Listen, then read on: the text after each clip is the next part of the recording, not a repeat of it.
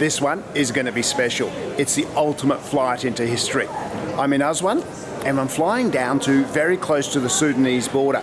It's the borders of the far reaches of the ancient Egyptian Empire.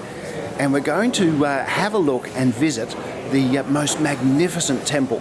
It's Abu Simbel, and it was built by Ramesses II, the most powerful and famous of all the ancient Egyptian pharaohs. And this was a symbol of his power and his strength.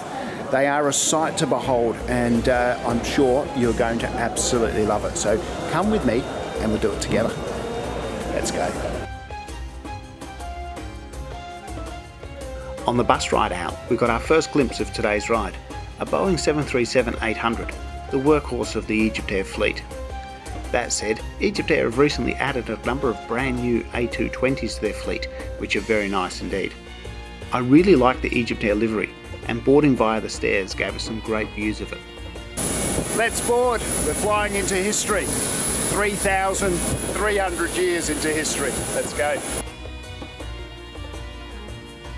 For your own safety, kindly requested to fasten your seatbelts, make your seatbacks in upright position, and refrain the no smoking sign. Egypt Air wishes you a pleasant flight. حضرات سادة الركاب سوف نقوم الآن بعرض فيلم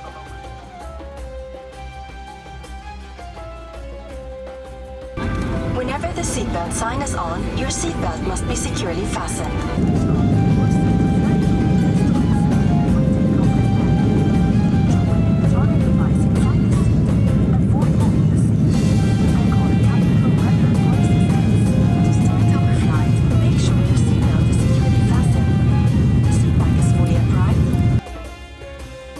With little rain and these older aircraft operating in a desert environment pretty much full time, the windows were not in a great condition for filming out of.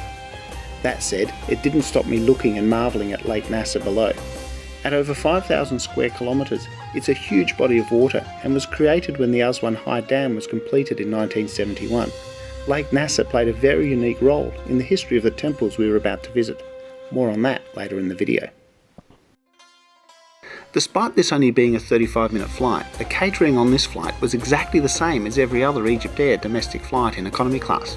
That is, we got a small bottle of water. I hardly had time to finish my drink before we started our descent. We flew right over Abu Simbel, with the pilot doing a great job in giving us the heads up.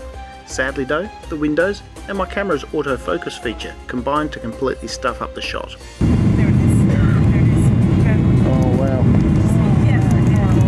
Them's the brakes, but I wasn't too worried because before long I'd be standing right in front of these incredible temples.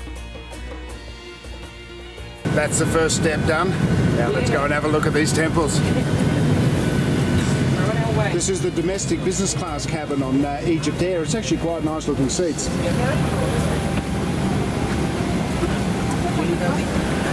They're built for comfort.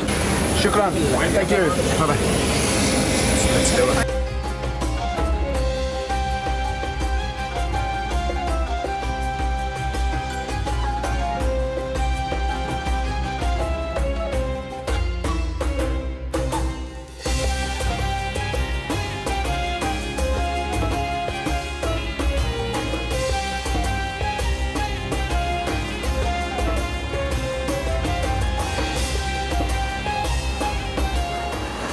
This looks like? This looks like true love. We're getting closer and closer. In a minute, there's going to be a point where you come around the corner and you catch your very first glimpse of Abu Simbel. Look at that. Oh my goodness.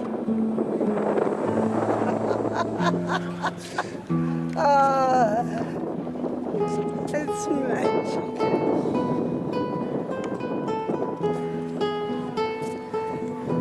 You've reached Abu Simbel.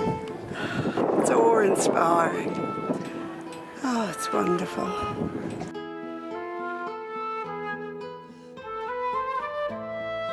Ramesses II ruled Egypt for some 67 years and reportedly had dozens of wives and well over 200 children. But this was nothing compared to the size of his ego, which was almost as big as the ego of us modern YouTubers. These statues of Ramesses at the entrance to the temple are over 20 metres tall and carved straight out of the cliff. Abu Simbel was the ultimate vanity project, dedicated to both himself and the sun god Amon-Ra. Ramesses thought of himself as a god and therefore is seated as an equal with the three gods at the back of the temple. Abu Simbel is also designed as a show of strength and a warning to his enemies in the south. As you'll enter, you'll be struck by even more large statues of Ramesses II, this time in the style of god Osiris, god of fertility, agriculture and the afterlife.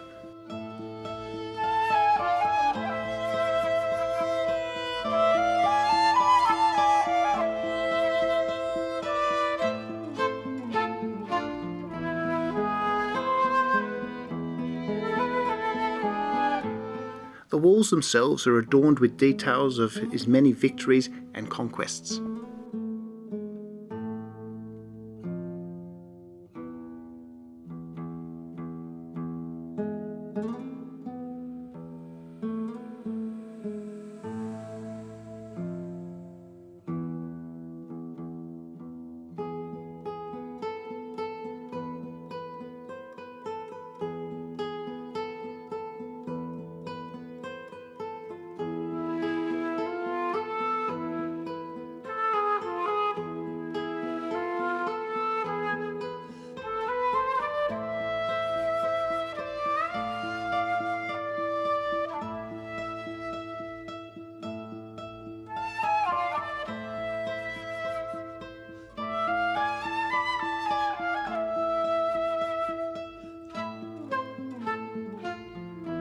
Twice a year, on 22 Feb and 22 October, the first rays of the morning sun hit the faces of Ramesses and the gods at the very back of the temple. These ancient Egyptian engineers were simply incredible. That said, modern engineers are not bad either. Back in the 1960s, when the Aswan Dam was being built, these temples were doomed to be flooded by Lake Nasser. Obviously, Ramesses would not have been impressed, so in a massive international effort, the entire complex was moved some 60 metres up the bank.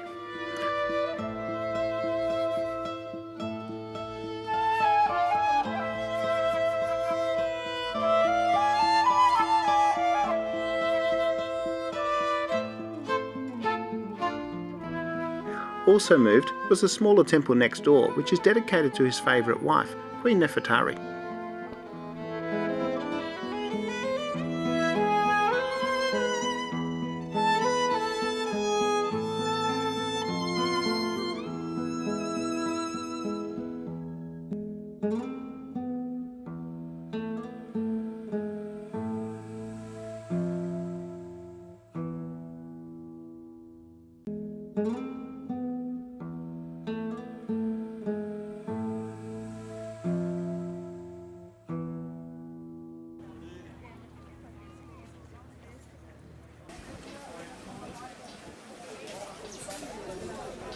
Those temples were absolutely magnificent, but of course you've got to walk out through the avenue of traders. Now, when you come here, you've got to go to number 5, Hamza, and see my good mate Mustafa, who will sort you out with all sorts of stuff, including, look at this. Egyptian. How much for a t-shirt? Egyptian money? Yes. 200. 200. Yeah. Okay, you'd have to bargain that down to at least half the price, and then you'll get a good deal. All right.